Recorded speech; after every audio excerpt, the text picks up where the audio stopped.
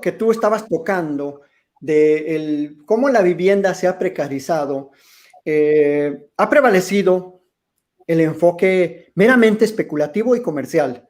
Y digo primero especulativo porque se crea todo un entramado legal y luego de operatividad para que las grandes inmobiliarias compren terreno barato, como tú dices, en la periferia, alejado de los centros de servicios educativos, de servicios de transporte, de servicios de seguridad, porque pues nada menos aquí cuánto le cuesta al ayuntamiento, por ejemplo, mantener operatividad de las patrullas, de la seguridad pública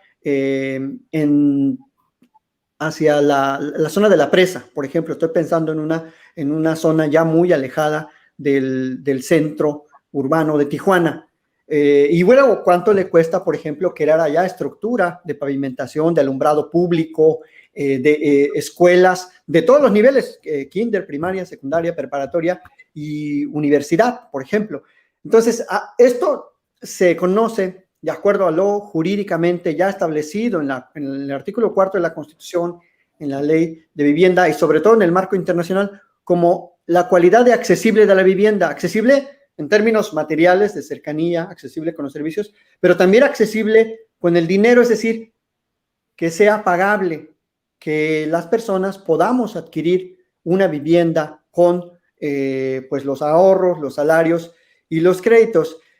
De acuerdo a esto, doctor, ¿qué has encontrado tú en cuanto a las leyes y a las reglas operativas para digamos, la creación de créditos? ¿Qué es lo que ha prevalecido ahí? ¿Cuál es el entramado? ¿Y cómo podrían, por supuesto, el gobierno estatal y el gobierno municipal abonar a que eso sea de otra manera? Bien, ahí creo que la 4T y todos los gobiernos de los estados de la República se enfrentan a una problemática muy seria, porque el sistema de desarrollo de nuevos sectores inmobiliarios se ha realizado principalmente por entes privados, pero con fondos privados, se puede decir, pero de interés público. Es decir, cuando nosotros generamos nuestros ahorros de vivienda y hacemos nuestras aportaciones a nuestra subcuenta de vivienda,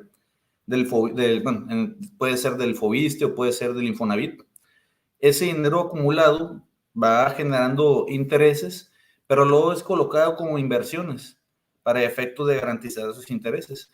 Esas inversiones pueden ser préstamos para que una persona pueda comprar una vivienda con un interés relativamente accesible.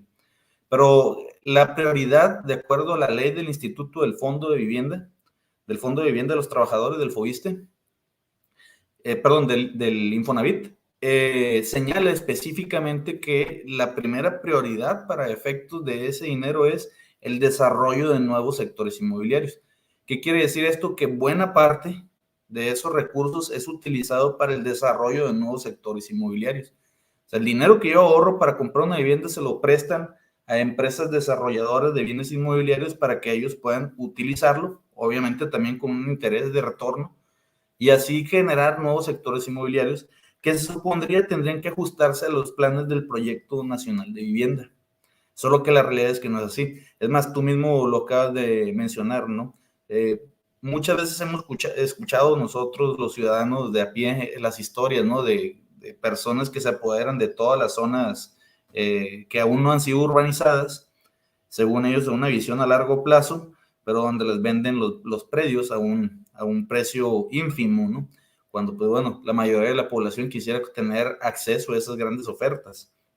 Y eso ha hecho que unas cuantas personas se apoderen de grandes extensiones que luego son quienes pueden colocar esos terrenos como parte de su propia inversión, capitalizarlo mediante otros instrumentos como por ejemplo los fideicomisos inmobiliarios para el arrendamiento cuando quieran hacer plazas comerciales o otro tipo de fideicomisos que se puedan colocar en la bolsa de valores y así poder vender acciones, capitalizarse y desarrollarlos, ¿no? De hecho, también hay bonos respaldados en hipotecas, que es otro de los métodos de financiamiento que se utilizan para efectos del desarrollo de nuevos sectores inmobiliarios. Aquí yo creo que la problemática es de aplicación de las normas, porque el hecho de que ellos cuenten con ese capital, el hecho de que cuenten con esos recursos para generar un sector inmobiliario, no los faculta para hacerlo, necesitan de permisos y también necesitan de supervisión por parte del ayuntamiento, necesitan de ajustarse a un atlas de riesgo, pero ese ha sido el problema, que a pesar de que existen los instrumentos jurídicos necesarios para que tengamos una vivienda digna, no se ha hecho, no se ha planteado. De hecho, por ejemplo, podemos poner como ejemplo una serie de construcciones y de sectores inmobiliarios que se han hecho en, en lo que viene siendo prácticamente el hecho de represas, ¿no? De antiguas represas. Entonces hacen un desvío, un pequeño desvío del río, por ejemplo, en zonas donde llueve mucho, y de pronto los nuevos sectores inmobiliarios quedan bajo el agua, ¿no? Lo hemos visto en múltiples ocasiones en ciudades como, pues, como Culiacán, por ejemplo, ¿no? Está el sector La Isla, está el sector Valle Alto, que se inunda anualmente porque no quisieron ver el atlas de riesgos, y pues bueno, también por una negligencia por parte del ayuntamiento al momento de otorgar esos permisos, ¿no? Esos permisos de construcción. Entonces, este tipo de normas jurídicas, si fueran aplicadas de manera rígida, pues podrían generar una vivienda asequible, una vivienda cercana a los sectores con mayor infraestructura pública, cercana a los parques públicos, cercana a las universidades, cercana a los supermercados, a los mercados, eso es muy importante, a los mercados municipales, cercana a los servicios públicos. Y esto tiene un impacto financiero, eso hay que decirlo. ¿Por qué? Bueno, finalmente, si hablamos de finanzas públicas municipales, la mayor parte de los ingresos propios de un municipio provienen del impuesto predial.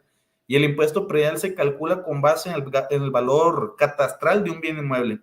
Pero si yo construyo bienes inmuebles alejados de la sociedad, que tengan un bajo valor catastral, lo único que estoy provocando es la necesidad del incremento del gasto público municipal en el sentido de la contratación de, bueno, de todo tipo de servidores públicos, ¿no? Además, pues también por parte de la propia constructora que va a tener que desarrollar nueva infraestructura pública. Pero el retorno por parte de esos bienes inmuebles va a ser muy bajo, porque finalmente, aun cuando pagaran todos los ciudadanos, que eso es prácticamente imposible,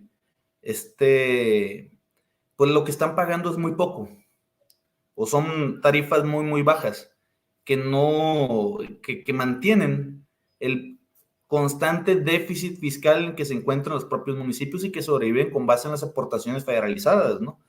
Entonces, el construir bienes inmuebles cercanos con un mayor valor agregado, no importa que tengan métodos de subsidio para efectos de que el costo comercial sea bajo, pero que el costo catastral sea mediano, para efectos de que se pueda contribuir un poco más, con una menor inversión pública en infraestructura urbana, ¿no? Porque finalmente no necesitaría contratar mucha más policía, no necesitaría comprar muchas más patrullas, ni ampliar los sectores de bomberos, servicios médicos de emergencia, hospitales, escuelas, etcétera, ¿no?